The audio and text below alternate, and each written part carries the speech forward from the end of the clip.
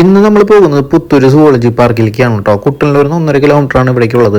കുട്ടനല്ലൂർ വഴി പോകുമ്പോൾ അടിപൊളി ടാറിട്ട വഴിയാണ് കേട്ടോ. പക്ഷെ അവിടെ എത്താറാകുമ്പോൾ നമുക്ക് അവിടെ ടാറൊക്കെ പൊളിഞ്ഞ് പണി നടക്കുകയാണ് കേട്ടോ. അവിടെ വഴി വളരെ മോശമാണ്. ആ വഴി നമ്മൾ കയറി ചെല്ലുമ്പോൾ ഫസ്റ്റ് കാണുന്ന ഗേറ്റ് കാണുന്ന എക്സിറ്റ് ആണ്. അത് കഴിഞ്ഞിട്ടാണ് മെയിൻ എൻട്രൻസ് വരുന്നത് കേട്ടോ.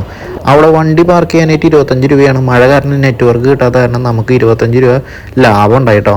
സൈഡിലായിട്ട് കാണാം സോളാർ പാനലൊക്കെ വെച്ചിട്ട് മുകളിൽ നല്ല രീതിയിൽ സെറ്റ് ചെയ്ത് വെച്ചിട്ടുണ്ട് കേട്ടോ. സ്റ്റാർട്ടിങ് തന്നെ ചെറിയൊരു കുളമാണ് കേട്ടോ. അത് കുളത്തിൽ ആമ്പലാണോ താമരയാണോ എന്നറിയില്ല, ആമ്പലായിട്ട് തോന്നുന്നത്. അപ്പോൾ നമ്മൾ ഫസ്റ്റ് തന്നെ ഉള്ളിലേക്ക് കയറി. ഉള്ളിൽ കയറുമ്പോൾ തന്നെ ടിക്കറ്റ് കൗണ്ടറൊക്കെ സെറ്റ് ചെയ്തിരുന്നത് അടിപൊളിയായിട്ടുണ്ട് കേട്ടോ.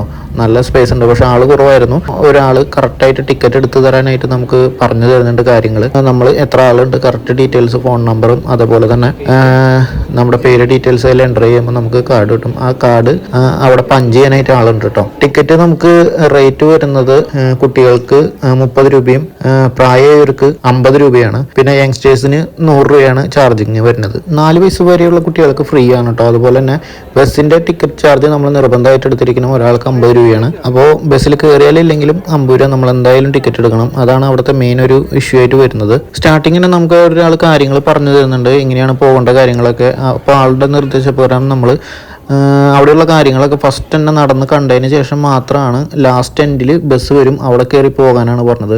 അപ്പോൾ നമ്മൾ പറഞ്ഞ പോലെ തന്നെ ആദ്യം എല്ലാ കാര്യങ്ങളും നടന്ന് കണ്ടു. നടക്കാനാണ് ഏറ്റവും കൂടുതലുള്ളത്. ആദ്യമായിട്ട് അവിടെ കണ്ടത് ചീങ്കണ്ണിയായിരുന്നു കേട്ടോ. അതിനുശേഷം പിന്നെ മുകളിലേക്ക് കുറച്ച് നടന്നു കഴിഞ്ഞപ്പം മ്ലാവിനെ കണ്ടായിരുന്നു.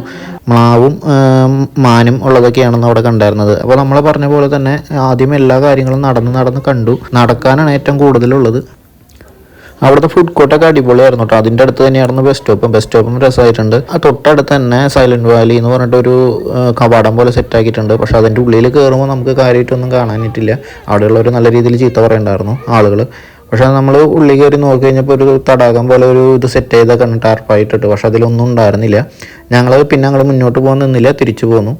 തിരിച്ച് നമ്മൾ ബസ്സിൽ വീണ്ടും വന്ന് കയറി അടുത്ത സെക്ഷനിലേക്ക് പോകാനായിട്ട് ബസ്സിലാണ് പോകേണ്ടത്. ബസ്സിൽ നല്ല രീതിയിൽ തിരക്കുണ്ടായിരുന്നു.